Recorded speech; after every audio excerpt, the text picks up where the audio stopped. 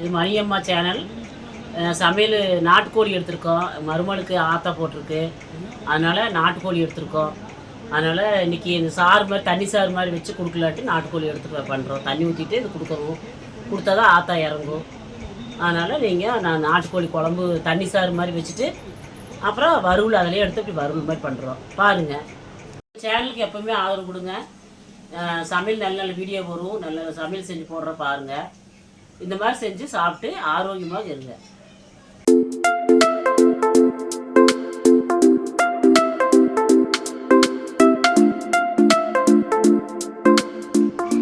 நாட்டுக்கோழி பண்ணுற மாதிரி இருந்தால் நீங்கள் குக்கரில் வந்து கறி போட்டுக்குங்க. போட்டு மஞ்சள், உப்பு, இஞ்சி பூண்டு பேஸ்ட்டு எல்லாம் போட்டு எண்ணெய் ஊற்றி இஞ்சி பூண்டு பேஸ்ட்டு, உப்பு, மஞ்சள் எல்லாம் போட்டு ஒரு வணக்கி நல்லா குக்கரில் விசில் விட்டு எடுத்து வச்சிட்டிங்கன்னா ஈஸியாக இருக்கும் குழம்பு பண்ணுறதுக்கு.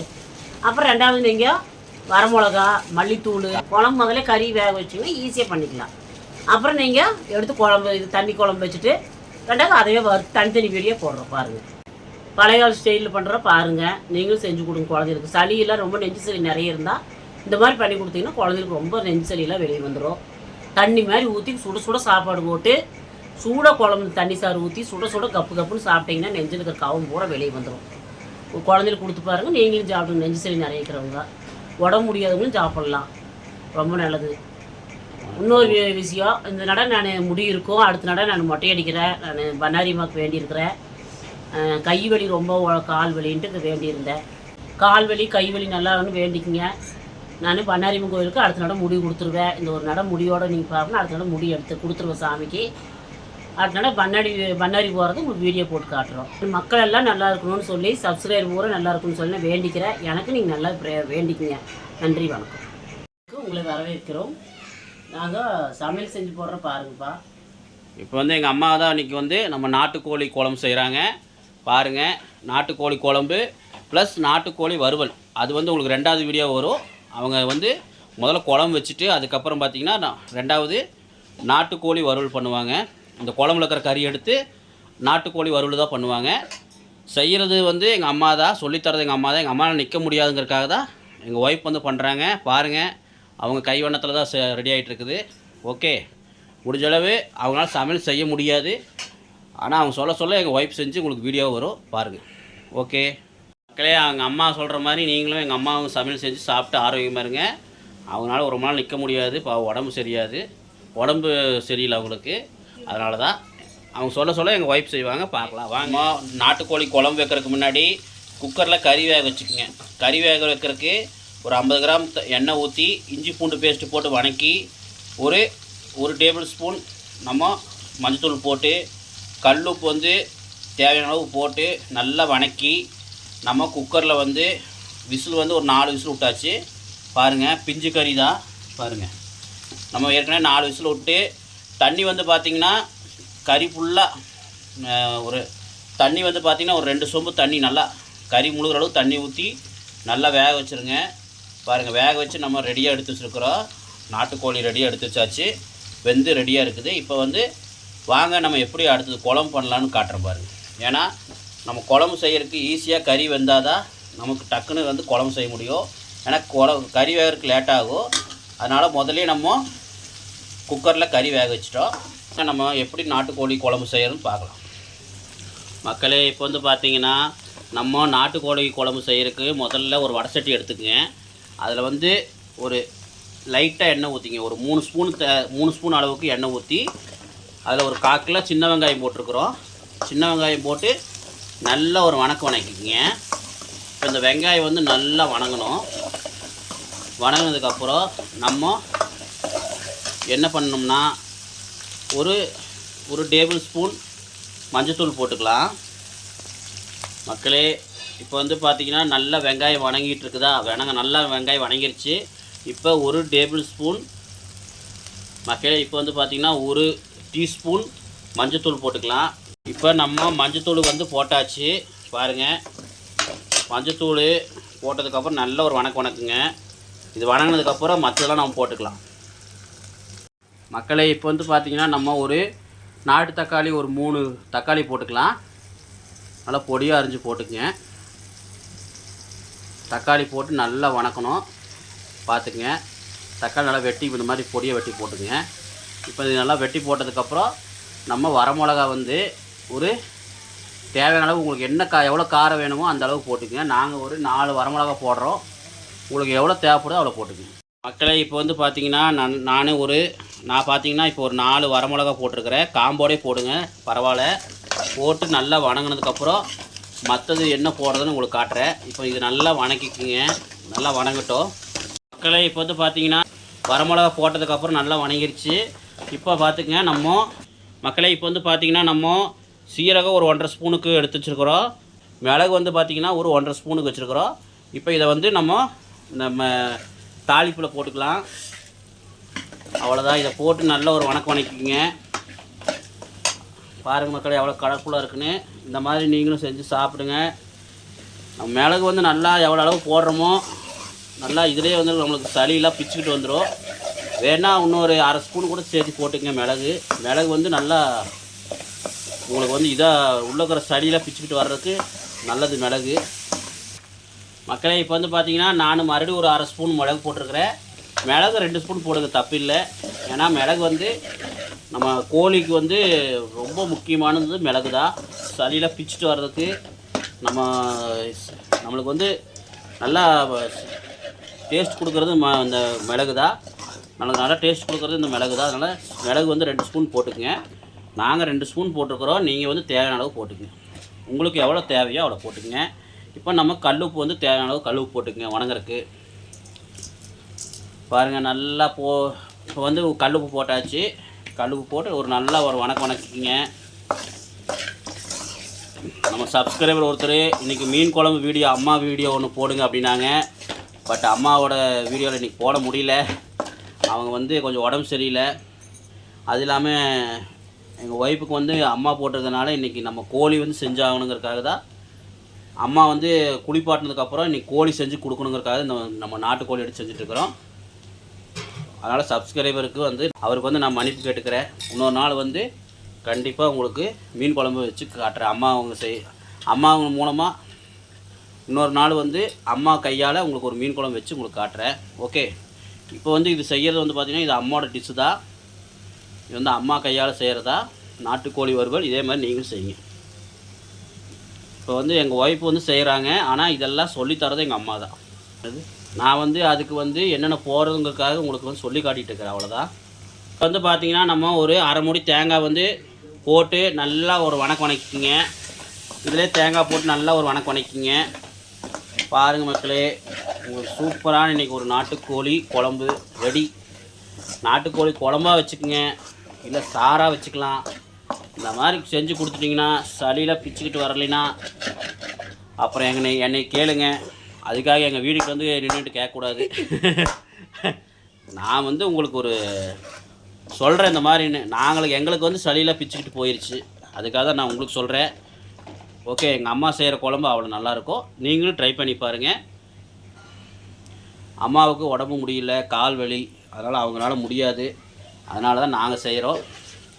அவங்க சொல்லி கொடுக்குறத நாங்கள் செய்கிறோம். அவங்க எப்படி செய்வாங்களோ சொல்லி தருவாங்க. அந்த அளவு மாதிரி நாங்கள் செஞ்சிட்ருக்குறோம். நானாக எங்கள் ஒய்ஃப் செய்கிறாங்க. நான் வந்து வீடியோ எடுத்துகிட்ருக்கிறேன். உங்களுக்கு எப்படி என்னன்னு சொல்கிறேன். அவ்வளோதான். ஓகே மக்களே. இப்போ நல்லா இது வணக்கிட்டு பச்சை வாசம் போகிறோம். நல்லா தேங்காய் வணக்கிட்டு நம்ம ஆறுனதுக்கப்புறம் எடுத்து அரைச்சா முடிஞ்சுது. ஓகே மக்களே. இப்போ இது நல்லா ஒரு 10 நிமிஷமோ 5 நிமிஷம் வணக்கிடுங்க. வணங்கிட்டு அதுக்கப்புறம் இதை வந்து மிக்சியில் அரைச்சி ரெடியாக வச்சுக்கோங்க. ஓகே. ஆற வச்சு ஸ்பேன் காற்றுல ஆற வச்சு மிக்சியில் போட்டு அரைச்சி மசாலா ரெடியாக வச்சுக்கோங்க. அடுத்தது வந்து நம்ம எப்படி குழம்பு வைக்கிறது உங்களுக்கு காட்டுறேன். ஓகே மக்களே. இப்போ வந்து பார்த்திங்கன்னா நம்ம நாட்டுக்கோழி குழம்பு செய்கிறதுக்கு இந்த மாதிரி ஒரு குண்டா வச்சுக்கலாம். கொஞ்சம் வெளிச்சமாக இருக்கிறனால, சூரிய வெளிச்சமாக இருக்கிறனால உங்களுக்கு இதாக இருக்குது. அதில் ஒரு 2 பட்டை மட்டும் போட்டுக்கலாம். சும்மா ஒரு 2 பட்டை இந்த மாதிரி போட்டுக்குங்க. ஓகே. அதுக்கப்புறம் பார்த்துட்டிங்கன்னா ஒரு 4-5 கிராம்பு வந்து ஒரு 4-5 போட்டுக்குங்க. போதும். நம்ம குழம்பு செய்கிறதுக்கு கறி மசாலா போடுவோம். இருந்தாலும் ஒரு மணத்துக்காக தான் இந்த இதெல்லாம் போடுறோம், ஸ்பைசஸ் எல்லாம் போடுறோம். பார்த்திங்கன்னா சோம்பு வந்து பார்த்திங்கன்னா ஒரு 1/2 ஸ்பூன் அளவு போட்டுக்குங்க. ஓகே. அவ்வளோதான். இப்போ வந்து பார்த்திங்கன்னா கருவேப்பிலை வந்து ஒரு 2 கொத்து போட்டுக்குங்க. மக்களே இப்போ வந்து கருவேப்பிலை வந்து ஒரு 2 கொத்து போட்டாச்சு. இப்போ வந்து பார்த்தீங்கன்னா நம்ம அரைச்சி வச்ச இந்த முதல்ல வந்து தாளிச்சோம்லங்க வெங்காயம் வரமிளகாலாம் அந்த மசாலா வந்து அரைச்சி வச்சாச்சு. இப்போ அதை போட்டுக்கலாம். பாருங்கள், சிம்பிளாக செய்யலாம், நீங்களும் வீட்டில் சிம்பிளாக செய்யலாம். பாருங்கள், இந்த மசால் போட்டு நல்லா கலக்கிக்குங்க. கொஞ்சம் வெயில் அடிக்குது, கொஞ்சம் தப்பாக நினச்சிக்காதீங்க. வெயில் அடிக்கிறனால அட்ஜஸ்ட் பண்ணிக்கோங்க. முடிஞ்ச அளவு நான் உங்களுக்கு வீடியோ கொடுக்கணுங்கிறக்காக அந்த வீடியோ எடுத்துகிட்டு இருக்கிறோம். மக்களே, இப்போ வந்து பார்த்தீங்கன்னா நம்ம மசாலா எல்லாத்தையும் போட்டாச்சு. அப்புறம் இதில் இருக்கிற அந்த ஜாரில் இருக்கிற மசாலா கொஞ்சம் அந்த எடுக்க முடியாமல் இருக்கும். அதில் கொஞ்சம் தண்ணி ஊற்றி வச்சுக்கோங்க. நம்ம கறி போட்டு வணக்கினதுக்கப்புறம் தண்ணி அந்த சாறு அந்த மசாலா தண்ணி எடுத்து ஊற்றிக்கலாம். பார்த்தீங்கன்னா பாருங்கள், நல்லா வணக்கிக்கலாம். நல்லா வணக்கணும், அந்த பச்சை ரசம் போகிற அளவு நல்லா வணக்கணும். ரொம்பலாம் வணக்க வேண்டாம், ஏன்னா நம்ம சாறு மாதிரி வேணும். ரொம்பலாம் வணக்கவே வேண்டாம் மக்களே. ஓரளவு நல்லா வணக்கினதுக்கப்புறம் நம்ம வந்து பார்த்திங்கன்னா கறி எடுத்து போட்டுக்கலாம். இப்போ வந்து நம்ம ஏற்கனவே வேக வச்சு கறி எடுத்து உள்ளே போட்டுக்கலாம். மக்களே, இப்போ வந்து பார்த்திங்கன்னா அந்த கறி வேக வச்சதை எடுத்து அப்படியே தண்ணியோடு உள்ளே இறக்கிக்கலான்னா குண்டாவில் போட்டுக்கலாம். இப்போ அந்த மசாலா வந்து பரட்டின மசாலில் வந்து போட்டுக்கலாம். போட்டு நல்லா ஒரு பெரட்டுங்க. ஈஸியாக மக்களே, நம்ம மசாலா மட்டும் இதாக தாளித்து அரைச்சி வச்சிட்டிங்கன்னா போதும். நம்ம ஈஸியாக இங்கே பாருங்கள், ஈஸியாக நம்ம செய்யலாம். பாருங்கள், இது நல்லா ஒரு வணக்கிக்குங்க. நம்ம உடனே தண்ணி ஊற்றக்கூடாது, கொஞ்சம் நேரம் ஆகட்டும். ஒரு 5 நிமிஷம் கழித்து தண்ணி ஊற்றிக்கலாம். இது ஒரு நல்லா பெரட்டிக்குங்க.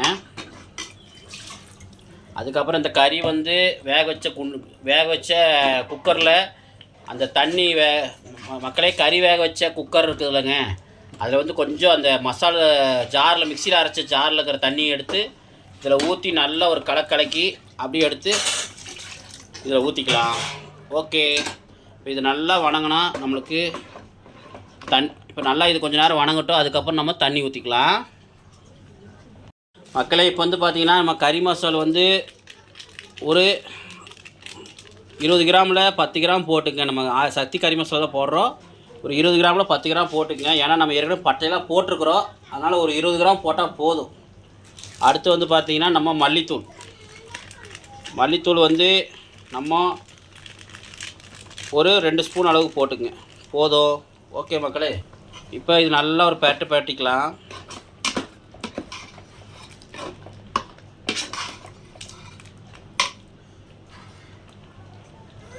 மக்களே, இப்போ வந்து பார்த்திங்கன்னா நம்ம சிக்கன் மசால் சக்தி சிக்கன் மசாலா தான் போடுறோம். அது வந்து நம்ம ஒரு 1.5 ஸ்பூனுக்கு அளவு போட்டுக்குங்க, போதும். ஒரு 1.5 ஸ்பூன் போட்டால் போதும். ஏன்னா நம்ம ஏற்கனவே மிளகுலாம் போட்டிருக்கிறோம், எச்சா காரமாயிரும். போதும் மக்களே. இப்போ இதை நல்லா பெரட்டிடலாம். பாருங்கள், இப்போ வந்து பார்த்திங்கன்னா இது நல்லா ஒரு பெரட்டிக்கலாம்.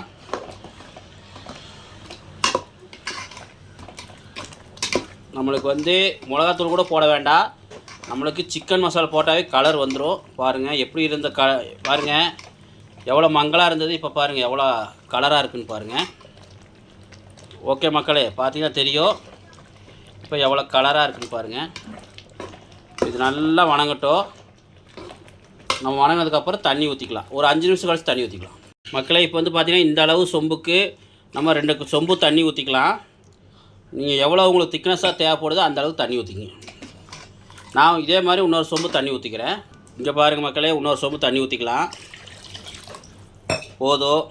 ரொம்பவும் தண்ணி ஊற்றினா உங்களுக்கு ரொம்ப குழம்பு வந்து உங்களுக்கு தண்ணி மாதிரி ஆயிரும்.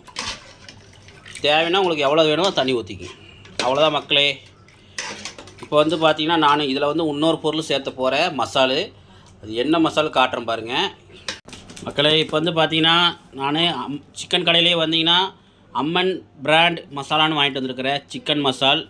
இது வந்து பார்த்திங்கன்னா சில்லிக்கும் போட்டுக்கலாம், சிக்கன் 65க்கும் போட்டுக்கலாம்.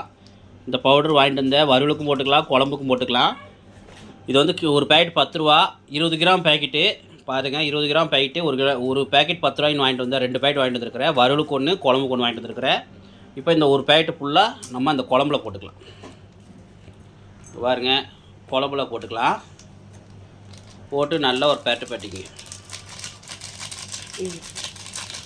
மக்களே இப்போ வந்து பார்த்திங்கன்னா நம்ம தேவையான அளவு உப்பு போட்டுக்குங்க. குழம்புக்கு எவ்வளோ தேவையோ உப்பு போட்டுக்குங்க.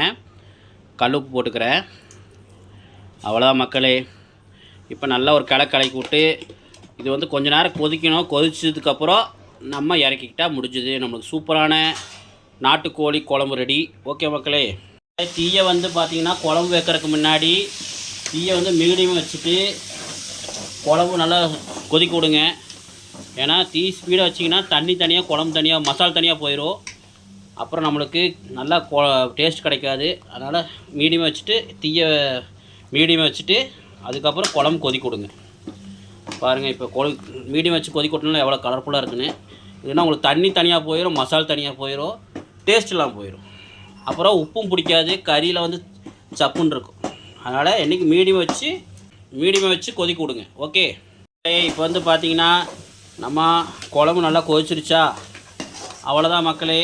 இப்போ இதில் லைட்டாக பெப்பர் வேணால் போட்டு தூவி விட்டு இறக்கிக்கிங்க. அவ்வளோதான், உங்களுக்கு சூப்பரான சிக்கன் குழம்பு ரெடி. சிக்கன் குழம்பு வச்சுக்கலாம், சிக்கன் சாறுன்னு வச்சுக்கலாம். சூப்பரான சிக்கன் குழம்பு ரெடி. குழம்பு நம்மளுக்கு ரெடி. குழம்பு எடுத்தாச்சு. வாங்க நான் சாப்பிடும்போது காட்டுறேன். ஓகே மக்களே, வாங்க நம்ம இப்போ நாட்டுக்கோழி குழம்பு சாப்பிட்டு பார்க்கலாம். பாருங்கள், நாட்டுக்கோழி குழம்பு கொஞ்சம் நல்லா ஊற்றிக்கலாம். பாருங்கள், நல்லா ஊற்றி நல்லா சாறு மாதிரி ஊற்றி சுடு சாப்பாட்டில் ஊற்றி அப்படியே அடித்தா அருமையாக இருக்கும். அந்த கடையில் வாங்கிட்டு அந்த அம்மன் மசாலாவை வந்து போட்டதுக்கு நல்லா டேஸ்ட்டாக இருக்குது மக்களே. நல்லா இருக்குது, பரவாயில்ல. மசாலு சில மசாலா நல்லா இருக்காது, ஆனால் இந்த மசாலா பரவாயில்ல. வாங்க சாப்பிட்டு பார்க்கலாம் எப்படி இருக்குன்னு. அது கூட நம்ம வறுத்த சிக்கன் கிரேவி இருக்குது, கொஞ்சம் பிச்சு வச்சு சாப்பிட்டு பார்க்கலாம். வாங்க, செமையாக இருக்குது மக்களே. நாங்கள் நினச்சதோட பயங்கரமாக இருக்குது. கடைசியாக நாங்கள் பெப்பர் தூவி விட்டுட்டோம். நீங்களும் பெப்பர் தூவி சாப்பிடுங்க. இன்னும் நல்லா சளியில் பிடிச்சோன்னா ஜம்முன்னு இறங்கிடும். குழந்தைங்களுக்குலாம் ஜம்முன்னு இருக்கும். இந்த மாதிரி டெய்லி செஞ்சு சாப்பிட்டு கமெண்ட்டில் சொல்லுங்கள். இந்த வீடியோ பிடிச்சதை லைக் பண்ணுங்கள், ஷேர் பண்ணுங்கள், கமெண்ட் பண்ணுங்கள். பாய் மக்களே. சேனலுக்கு எப்போவுமே ஆதரவு கொடுங்க. சமையல் நல்ல நல்ல வீடியோ வரும், நல்ல சமையல் செஞ்சு போடுற பாருங்கள். இந்த மாதிரி செஞ்சு சாப்பிட்டு ஆரோக்கியமாக இருங்க.